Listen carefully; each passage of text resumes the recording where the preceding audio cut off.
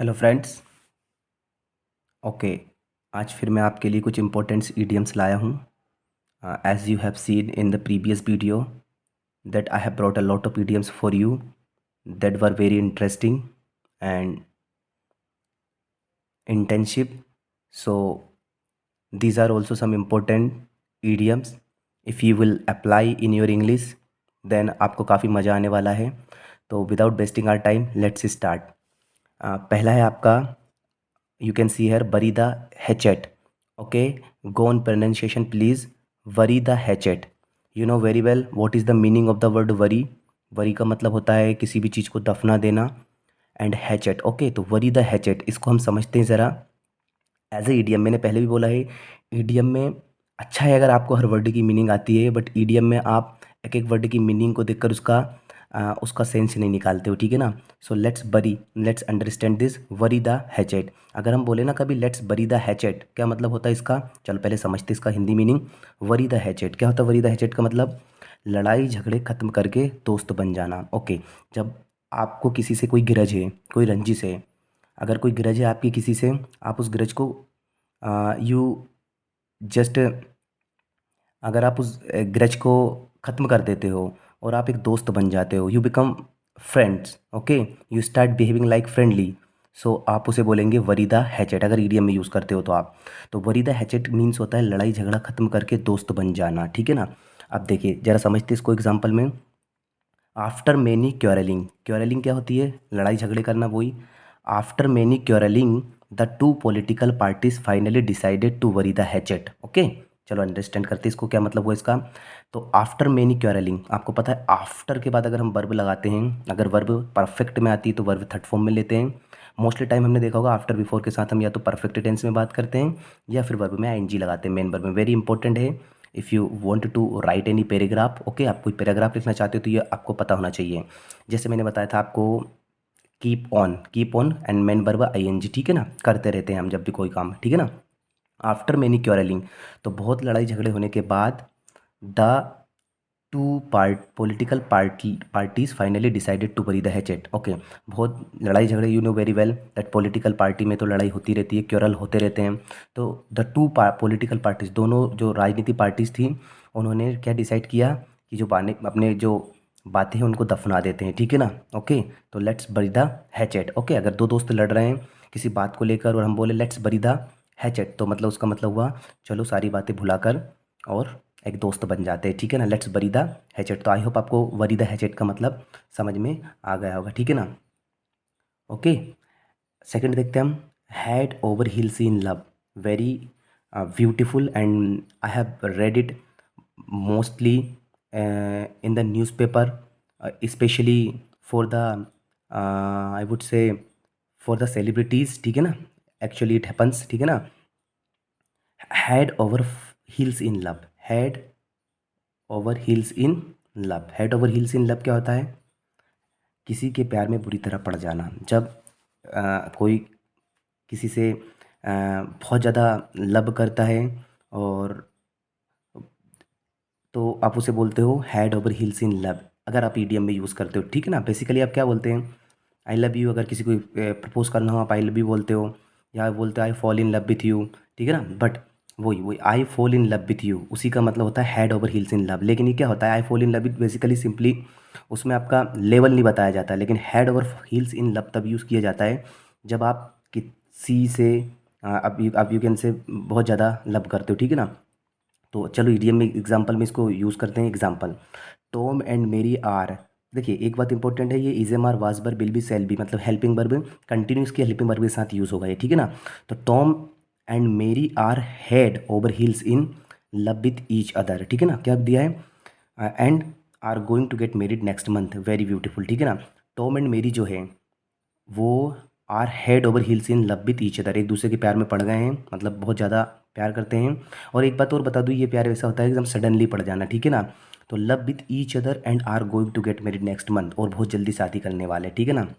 Okay, Tom and Mary are head head over heels in love with each other and are going to get married next month. Okay, तो I hope आपको समझ में आ गया head over heels in love, ठीक है ना। अगर आप भी किसी के प्यार में पड़ जाओ आप बोल सकते हो I am head over heels in love with अब विथ जो आएगा उसका नाम ले देना है आपको, ठीक है ना। ओके, विथ समवन और समबडी, ठीक है ना।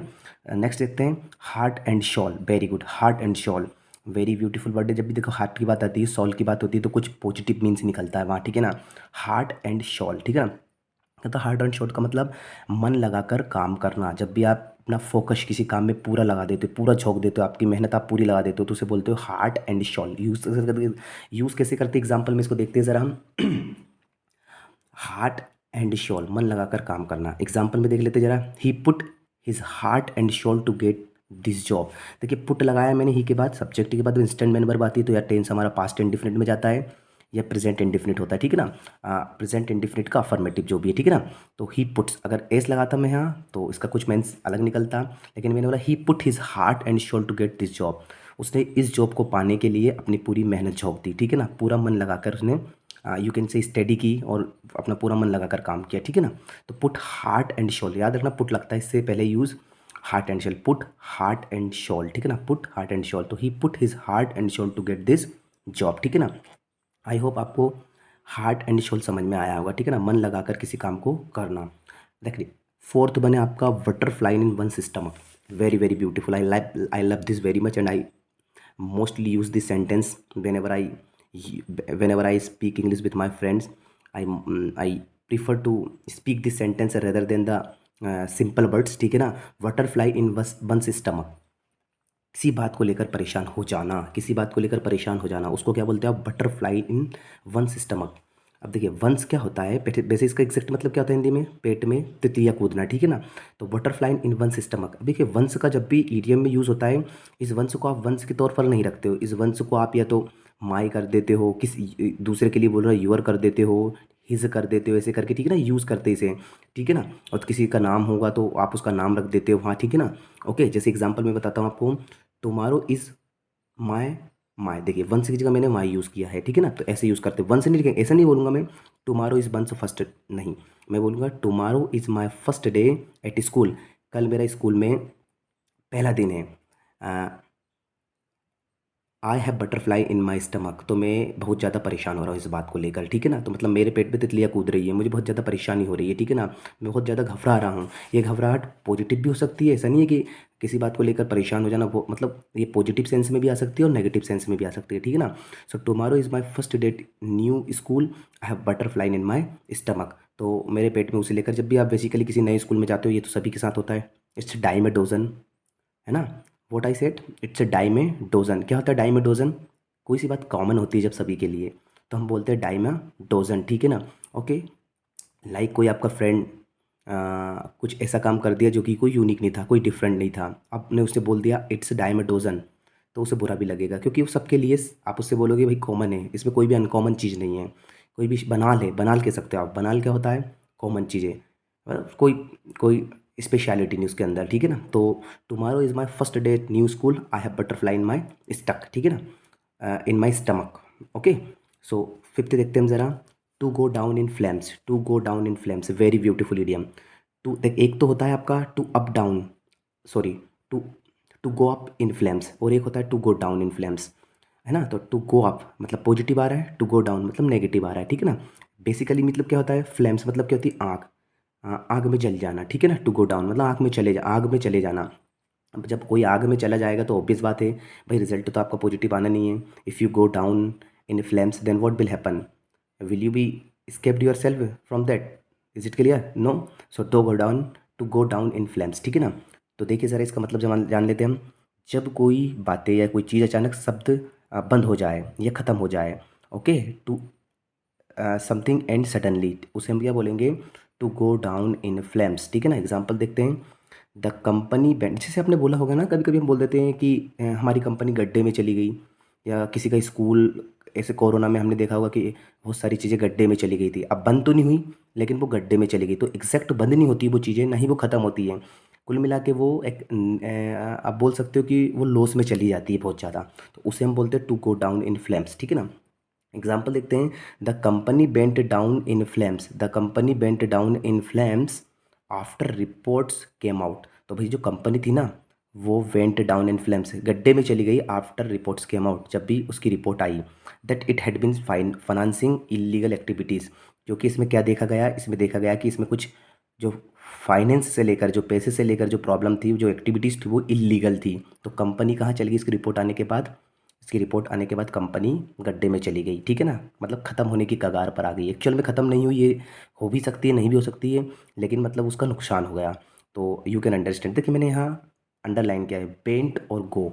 ज़रूरी नहीं कि आप जब आप पास्ट में यूज़ करोगे तो आपका गो बन जाएगा पेंट। जब भी कोई इडियम में गो आता है, अगर आप उसको पास्ट में यूज़ करते हो तो वो बन जाता है पेंट, ठीक है ना। परफेक्ट में यूज़ करोगे आप तो बन जाएगा गोन आपका। सो आई होप आपको ये 5 इडियम्स समझ में आए होंगे, ठीक है ना।